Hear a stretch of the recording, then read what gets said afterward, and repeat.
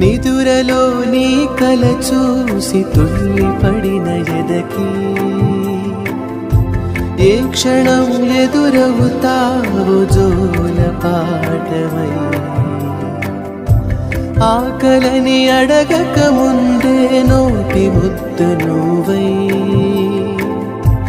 ఏ కథలు వినిపిస్తావు జాబిల